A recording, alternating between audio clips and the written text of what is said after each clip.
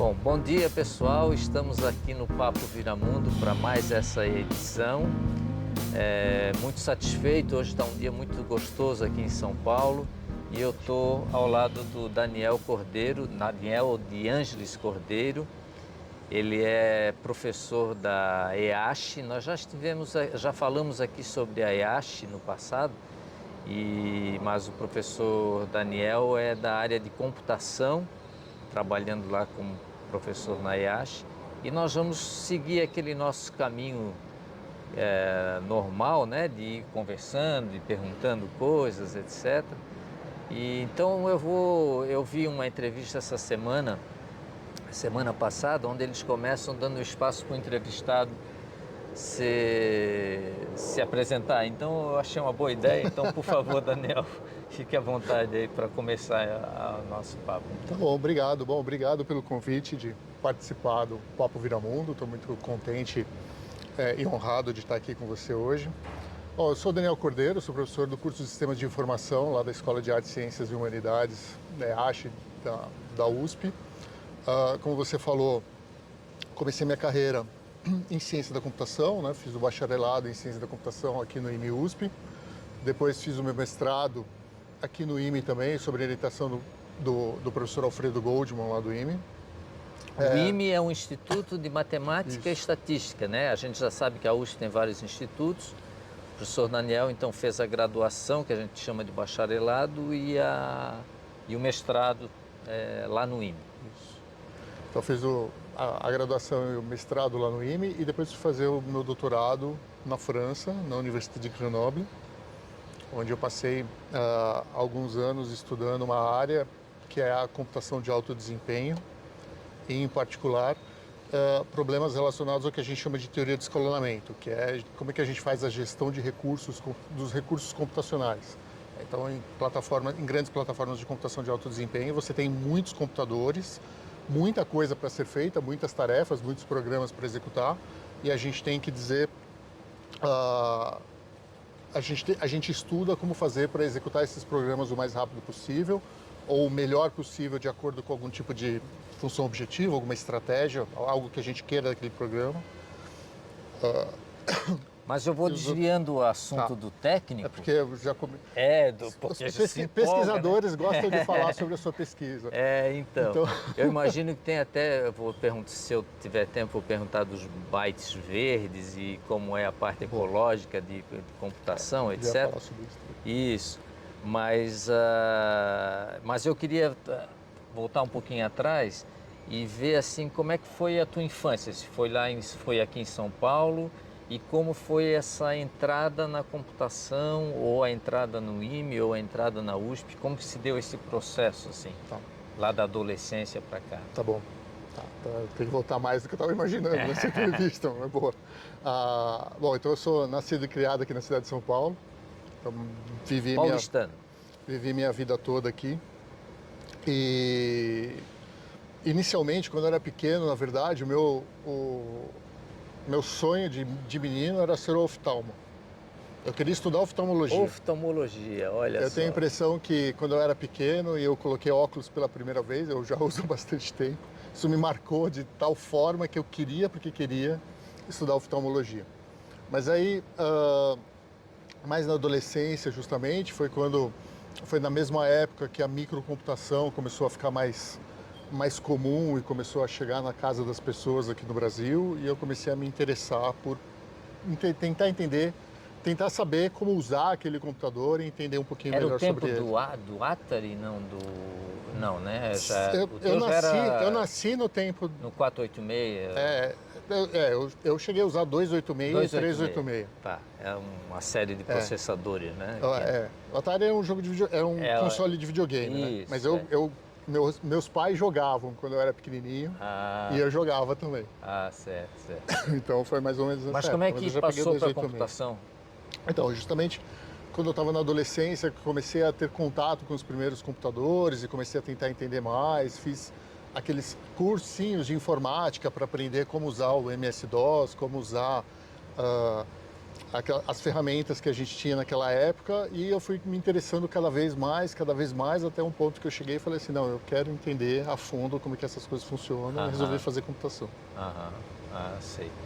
E qual foi, assim, alguns professores ou professoras que a gente entrevistou no Papo Viramundo falaram um pouco assim, o último que, em particular, falou um pouco do deslumbramento de entrar no campus da USP como estudante, assim.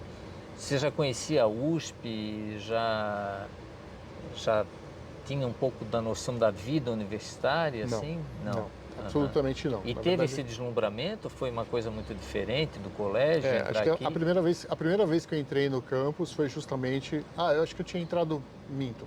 Eu acho que eu vim uma vez em excursão com a escola, em algo que eu nem me lembro exatamente o que era. Acho que era um laboratório de anatomia, não me lembro exatamente. Mas eu era muito pequeno, então eu nem lembro agora. A minha primeira lembrança do campus foi quando eu vim fazer a matrícula já na graduação. Então eu tinha essa imagem da USP, mas eu nunca tinha colocado o pé dentro Aham. de verdade, assim, não sabia exatamente o que significava. E já Então, acho que teve. nos primeiros anos, essa curiosidade pela computação foi satisfeita ou o curso se tornou um curso menos atrativo e só depois é que mais maduro é que tu descobriu a importância dos cursos de graduação? Como é que foi isso, assim?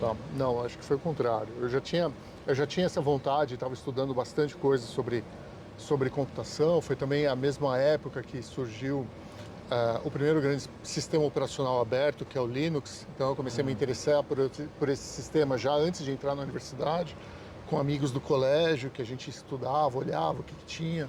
Instalei no meu próprio computador pessoal para brincar, tal. Quando eu entrei na graduação foi o contrário, justamente.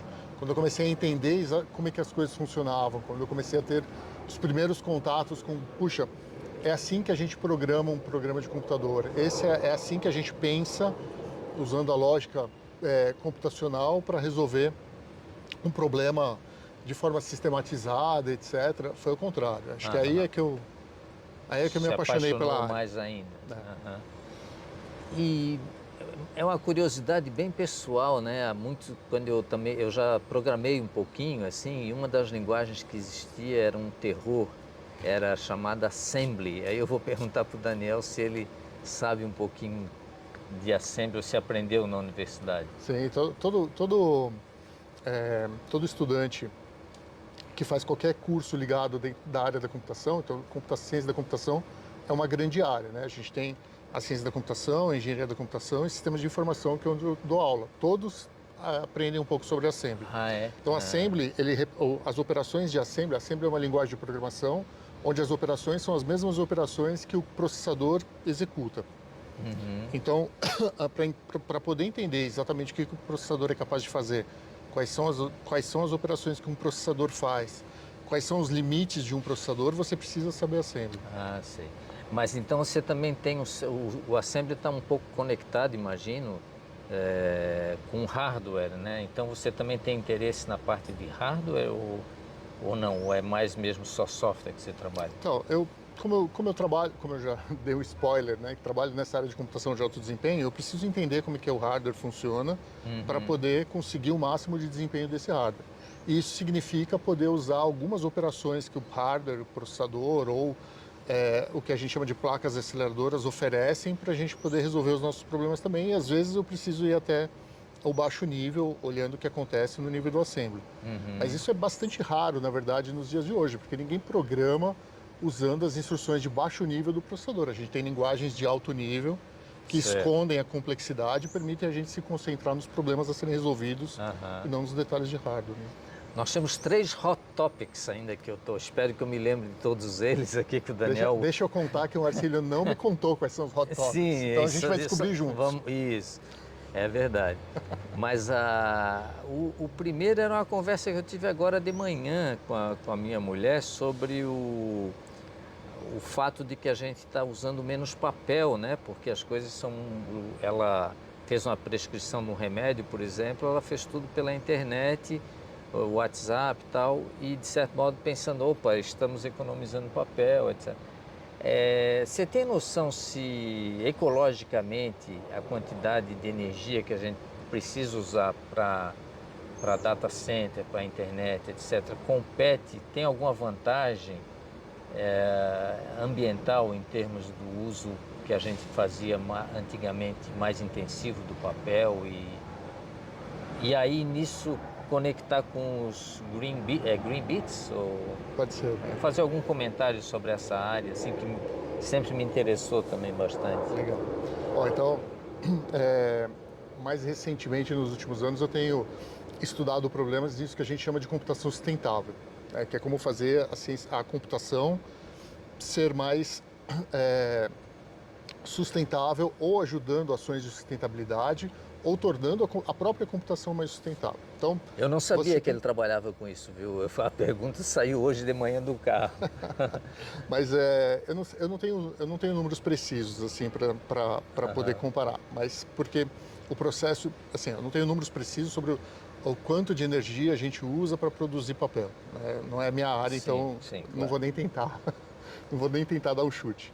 Mas o que eu posso te dizer é tem toda uma cadeia de logística de produção do papel, desde a plantação até entrega, etc. Então, eu acredito que a digitalização contribui bastante para a redução das emissões de gases de efeito estufa e para a economia de energia.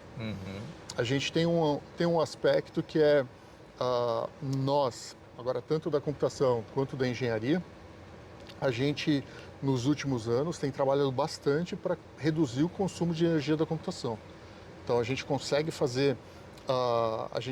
criar esses centros de processamento de dados, que são os data centers, de formas que são muito eficientes em termos de energia. Claro que a gente precisa de energia para resfriar. Mas inclui a programação em si? Inclui as linhas de código? Então, as linhas de código deveriam ser uma preocupação. Então, essa é uma parte da pesquisa que eu tenho feito mais recentemente. A gente tem que programar pensando em que as decisões que a gente toma em tempo de programação vão ter um impacto em termos de consumo de recursos. Então, tem coisas que a gente faz que consomem mais energia e tem coisas que a gente faz que podem consumir menos energia. Você está falando em termos de programação, mas eu vou colocar em termos de usuário. Assim. Tem uma área hoje em dia que estuda o que se chama de... Espera só um pouquinho que me fugiu o nome agora, mas suficiência. Então, assim, pensa naquilo que você faz no seu dia a dia. Vamos pensar em termos de computação. Que uso eu faço dos computadores hoje em dia para o meu trabalho? Bom, então eu uso o computador para editar textos, eu uso o computador para acessar a internet, acessar os meus e-mails, para fazer as minhas reuniões. A gente está usando um computador agora para gravar essa entrevista, vai usar outros para redifundir e distribuir essa entrevista pela internet. Então a gente faz uso de várias ferramentas computacionais para fazer o nosso trabalho do dia a dia. Então tem gente se perguntando assim, mas o que é o mínimo que eu realmente preciso para fazer o trabalho? Então vou dar um exemplo bem bobinho assim, mas quantas abas do navegador você tem aberto hoje em dia enquanto você trabalha? As pessoas têm dezenas de abas abertas assim. Quanto mais nova é a pessoa, mais abas tem. Aí a pergunta é, precisa? Porque cada uma daquelas abas está gastando memória do computador e gastar memória do computador consome energia.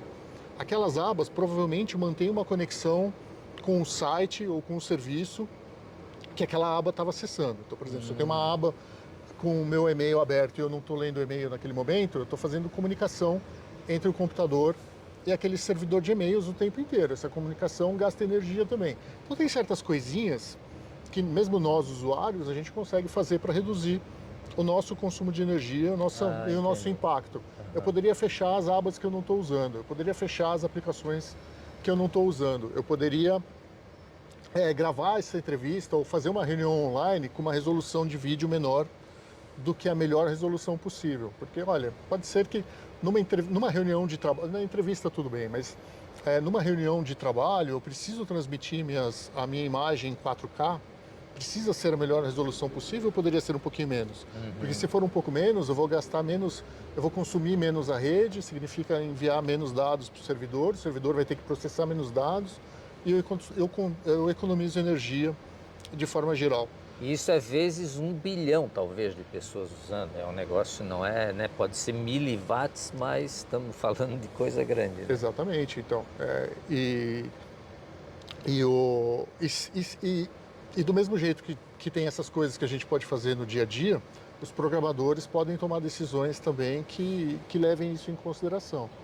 Puxa, será que eu preciso fazer, preciso executar, sei lá, será que a minha arquitetura do meu programa de computador é a melhor possível em termos de consumo de energia? Será que eu realmente preciso treinar um novo modelo de inteligência artificial para resolver um problema que talvez o modelo já treinado resolva o meu problema? Então eu economizaria um montão de energia e assim vai. Então tem uma área inteira da computação Tá. preocupada com como é que a gente faz a mesma coisa que a gente faz hoje, mas usando menos energia ou menos recursos. Tá certo. Ô Daniel, e tem algumas pensadores, né, que têm falado um pouco assim do fim da universidade, né? Botando assim de modo bem simples, a universidade muitas vezes atrai menos os estudantes, as pessoas, né, os jovens, ou o jovem descobre que o conhecimento está muito na ponta dos dedos dele, está muito na internet, né? Então programar, por exemplo, pode ser uma coisa que se aprenda de um modo até bastante profundo, pelos cursos que tem na internet, tanto livres quanto pagos, etc.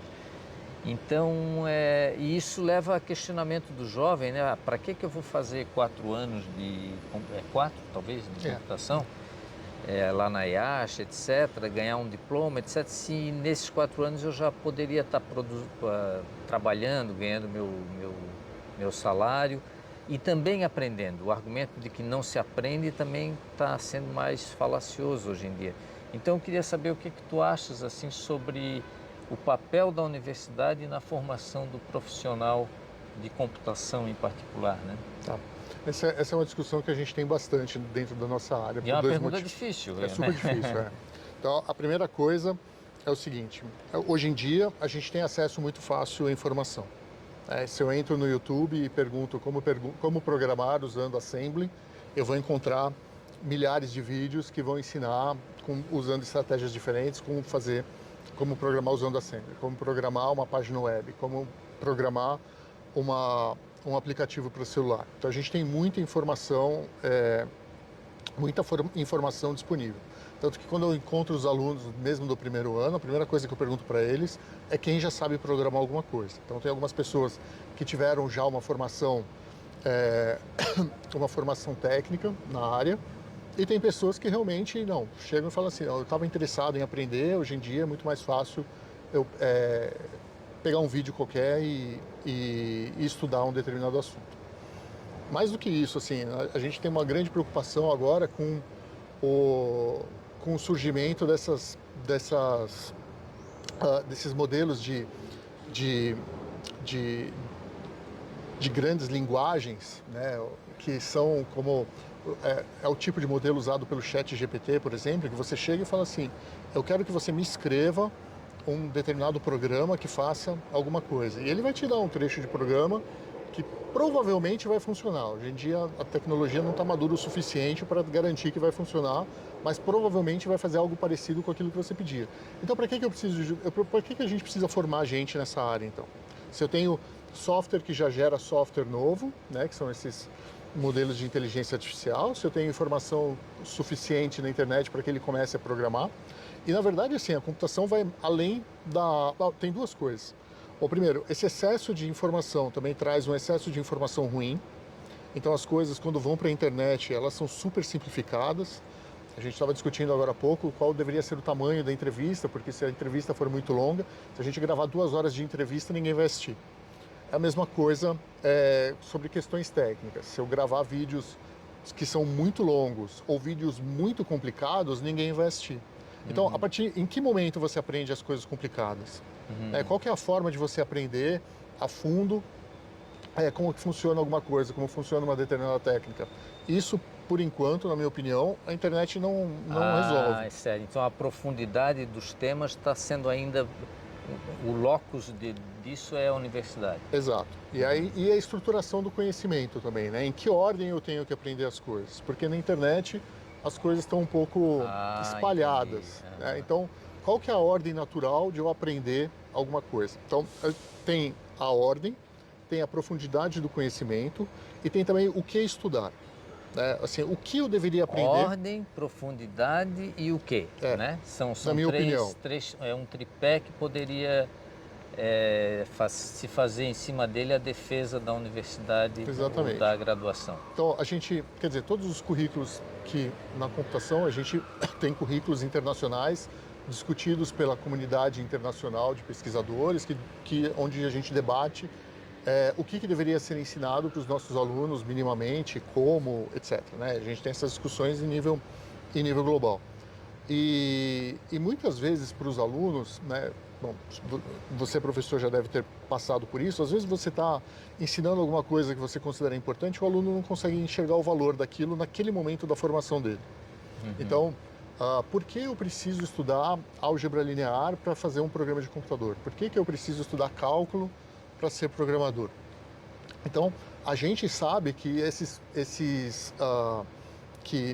tópicos são fundamentais na formação de um profissional da área de exatas, que vai para que ele possa resolver problemas mais complicados do que a maior parte dos problemas do dia a dia, mas também para que ele possa entender quais são os fundamentos matemáticos que permitiram a criação dessa tecnologia que ele usa hoje. Mas o aluno sozinho, sem a ajuda de profissionais da área, e nós, né, sem a ajuda da universidade, ele não tem como distinguir isso, ele não tem como saber que aquilo é importante ou não.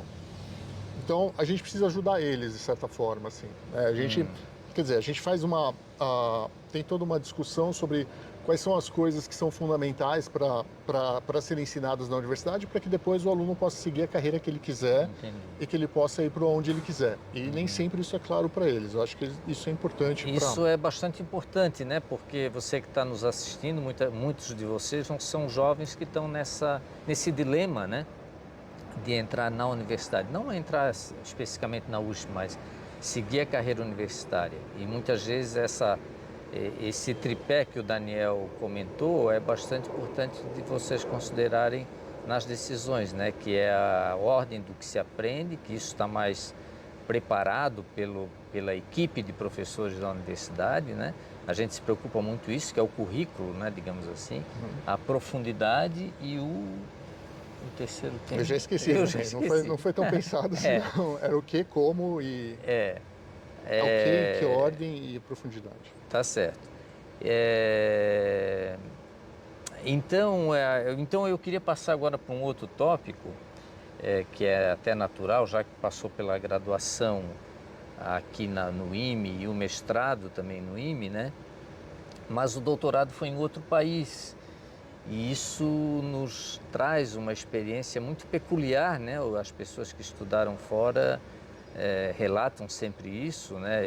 Eu também sou um desses. E como é que foi a vida na França? Além imagino, do vinho que você tomou, etc., que é tradicional, e do queijo, né? Mas como é que foi, assim, esse primeiro contato com o mundo universitário no exterior, essa tensão que isso causa, né? Esse medo, teve esses sentimentos nessa entrada em Grenoble nesse primeiro ano, assim, como é que foi isso aí? Então tem a parte boa e a parte ruim. Então a parte ruim, vou começar pela parte ruim. A parte ruim é você se ver num local completamente diferente, para trabalhar com pessoas diferentes, num país em que provavelmente você não conhece a língua com a profundidade que você gostaria. Quer dizer, eu tentei aprender um pouco de francês antes de ir, mas claro que uma coisa é você aprender uma língua na escola de idiomas, a outra coisa é você chegar na frente do caixa do supermercado e querer perguntar como é que você compra amaciante, por exemplo, que não é vocabulário do dia a dia, não é uma situação que te coloca em contato com uma pessoa que talvez não fale usando o mesmo tipo de não tenha a mesma dicção ou não use as mesmas palavras que seu professor usava naquele momento, é bastante tenso, assim. Sem contar que acho que na época que eu tinha ido para o doutorado, eu estava até lendo alguns artigos científicos de antropólogos falando sobre o cansaço cognitivo que traz você estar em um país onde você não está acostumado com as coisas. Ah, olha Porque que você está o tempo inteiro tentando, assim, você está o tempo inteiro atento, prestando atenção nas coisas. Então, se você passa em algum lugar, vê um cartaz, um outdoor, por exemplo, você fica tentando traduzir aquilo, mesmo que inconsciente, mas isso cansa. Então, é bastante cansativo no começo. Te coloca numa situação que é totalmente desconfortável, porque você não conhece as pessoas, você não conhece o lugar, você não conhece... Tem uma série de... Os hábitos, né? Exatamente. A comida, né? Então, e tem uma série de coisas que a gente... Tem uma série de... Como dizer isso? Mas de convenções sociais que as pessoas... que a gente adota e que a gente nem percebe que a gente adota, e você vai num lugar diferente e é diferente, você estranha, você não sabe se comportar do mesmo jeito e tal. Então, no começo é bastante complicado e não entender as pessoas é bastante complicado também. Tinha um espaço de uma pequena... um espaço de café, assim, no laboratório onde eu trabalhava. No começo, eu entrava lá e entendia 10% do que estava sendo conversado. Quando eu comecei a entender as pessoas conversando num ambiente descontraído, eu comecei a achar que eu estava aprendendo francês. Isso só vou abrir um parênteses, me lembra um pouquinho que quando nós estávamos, eu e a minha mulher na Inglaterra, no laboratório, o que nos assustava demais era quando batia o telefone e só tinha tu para atenderes o telefone. Porque fazer uma conversa em outra língua no telefone é um domínio, precisa ter um domínio muito bom. Né? É um horror. Então, assim, no começo, tocava o telefone, a gente fingia que não escutava até chegar alguém para atender. Né? É verdade. Eu falar no telefone... Daniel, vamos passar um pouquinho, virar um pouquinho para cá por causa do sol. Mas pode ir falando sobre essa experiência no exterior. Então, assim, no começo é bastante desafiador. Você tem que aprender sobre coisas do dia a dia que você não sabia que eram diferentes ou que você tinha que aprender. Agora, tem a parte que é muito interessante. Bom, primeiro, ir trabalhar com outras pessoas. Trabalhar com outras pessoas é uma coisa que já é interessante. Não importa se são outras pessoas dentro do mesmo país ou de fora. Porque são pessoas que pensam diferente, que trabalham em assuntos diferentes, então você poder interagir com essas pessoas, aprender sobre coisas que talvez você ainda não tinha tido contato e poder colaborar com coisas que você conhece e que a pessoa não conhecia, isso é sensacional. Ainda do ponto de vista mais humano, assim... Vou te interromper um pouquinho nesse aspecto, que talvez até seja esse uma coisa bem particular de trabalhar na universidade, né? Porque a gente trabalha juntos, né? O aluno, o professor, os grupos de estudantes. Então, isso é uma coisa que não se encontra no home office, lá que se trabalha em casa mais sozinho, mesmo com reuniões, etc. Então, essa coisa de estar juntos é muito interessante, né?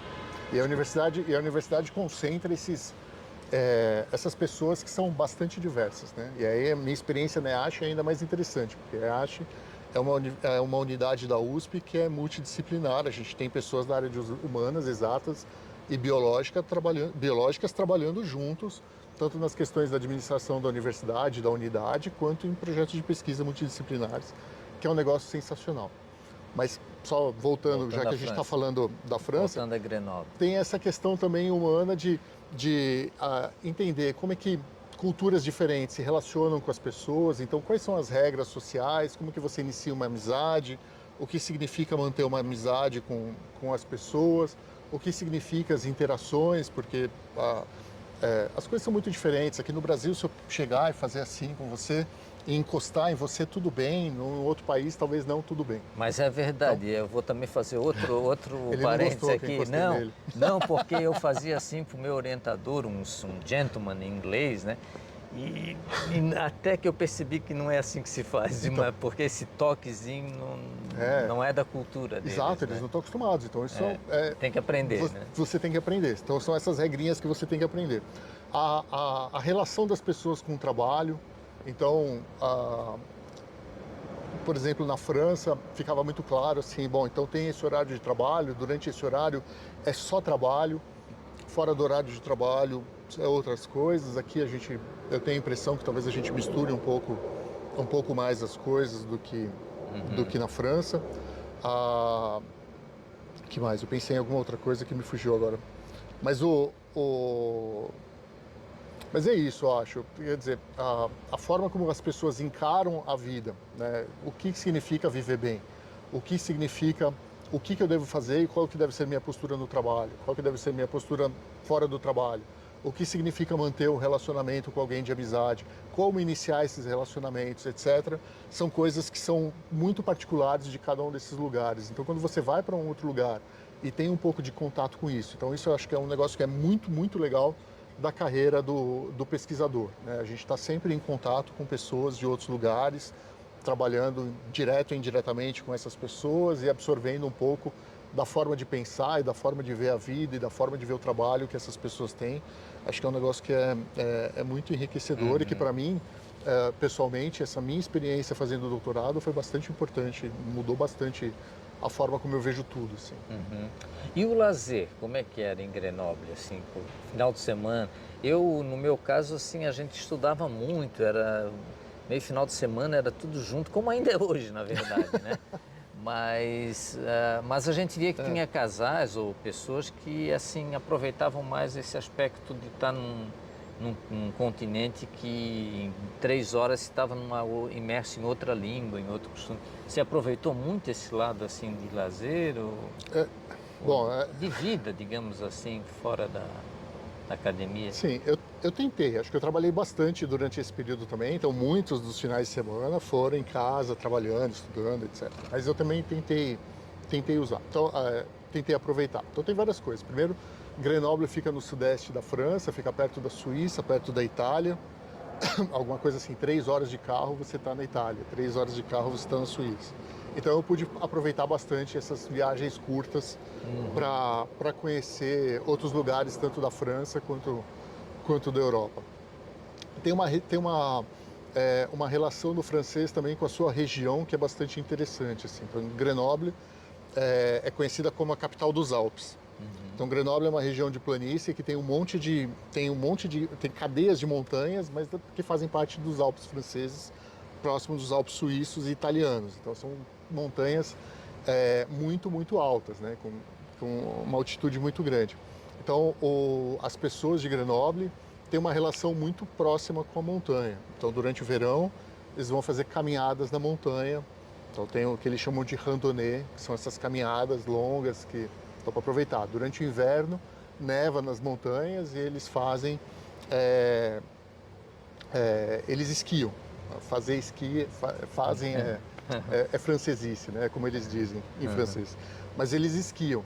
Então aproveitam a montanha também desse jeito. Eles têm uma certa preocupação de estar em contato com a natureza que é bastante grande, assim. Então que é bastante interessante. Voltando agora para o Brasil, já voltou, foi para a França, estudou e tal. Como é assim o teu envolvimento com o ensino e com a pesquisa, que são dois pilares? Tem a gestão, né, que também é importante, mas assim, as aulas e etc. é um envolvimento assim muito na unha com os alunos ou ou tu gosta mais da pesquisa? Como é que é Tá. trabalhar mais assim com grupos mais particulares, digamos assim? Tá. Bom, Porque tem uns que são docentes por natureza, gostam isso. do quadro, gostam do giz. Eu gosto do giz, mas tem gente que já está meio demodé falar do giz, e tem docentes que são mais ligados à pesquisa, publicar, descobrir coisas, né? Bom, obviamente a gente começa a nossa carreira como pesquisador, então eu adoro fazer pesquisa, adoro o que eu faço de pesquisa, mas vou falar do ensino. Eu adoro ensinar também. Eu tenho uma relação, eu tento manter uma relação próxima com os alunos. Eu invisto bastante tempo do meu tempo na questão de ensino.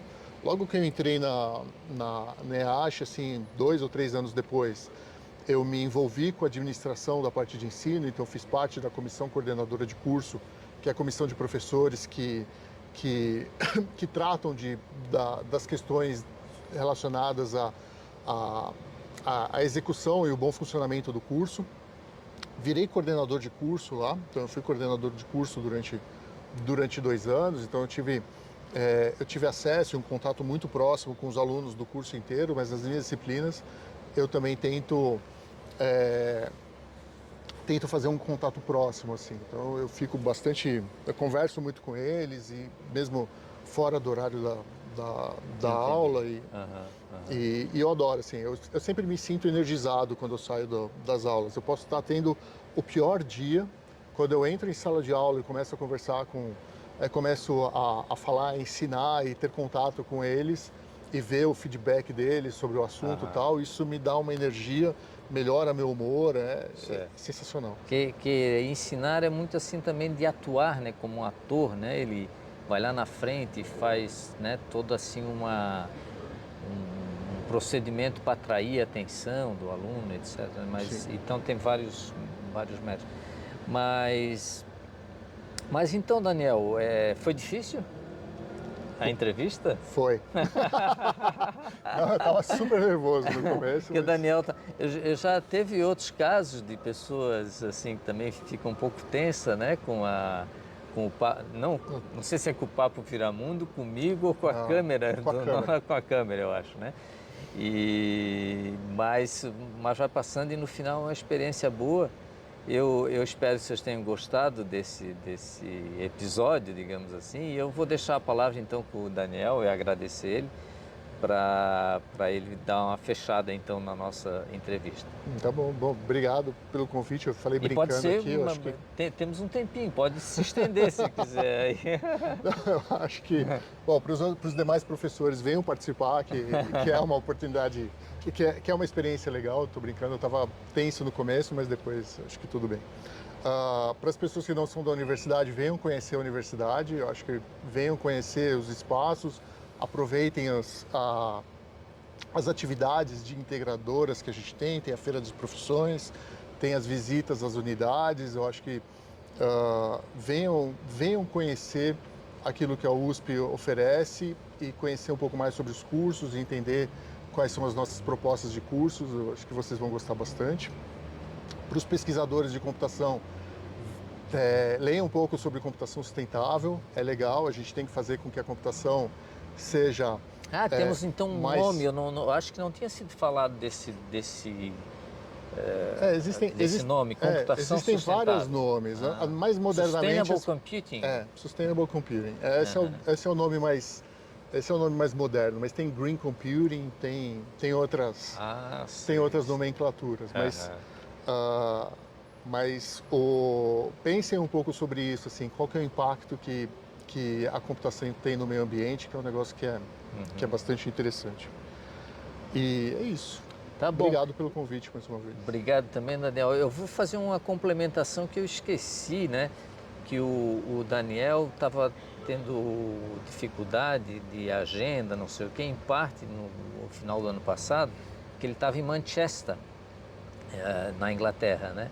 Então, quer dizer que o pesquisador, o professor, não só da USP, mas o universitário, ele muitas vezes faz doutorado no lugar, depois ele se alinha com outros grupos de outros países, faz viagens, faz intercâmbios, os alunos de lá vêm para cá. Então, essa é a dinâmica da universidade e a dinâmica também da USP. Eu falo para os meus alunos brincando que fazer pesquisa é uma atividade, é como trabalhar numa multinacional. A gente o tempo inteiro interage com pessoas de outros países, seja diretamente, como nessas ocasiões que eu tenho a oportunidade de ir para a Inglaterra ou ir para a França, por exemplo, trabalhar com colegas em problemas específicos, e às vezes indiretamente também. Quando você lê um artigo científico escrito por um outro pesquisador de outro país, é uma forma também de interação com essas pessoas, às vezes até abre possibilidades futuras de você ir conhecer ou trabalhar. A gente tem as conferências onde a gente pode ir pessoalmente, apresentar os nossos trabalhos, aprender com essas pessoas sobre aquilo que eles estão fazendo. Então, é realmente uma atividade internacional, assim, e aí é muito, muito interessante. É uma opção de carreira interessante. A gente não falou da carreira de pesquisador, mas verdade. A carreira de pesquisador é uma carreira muito, muito particular e muito interessante. Isso. Tá bom, gente. Até mais. Obrigado.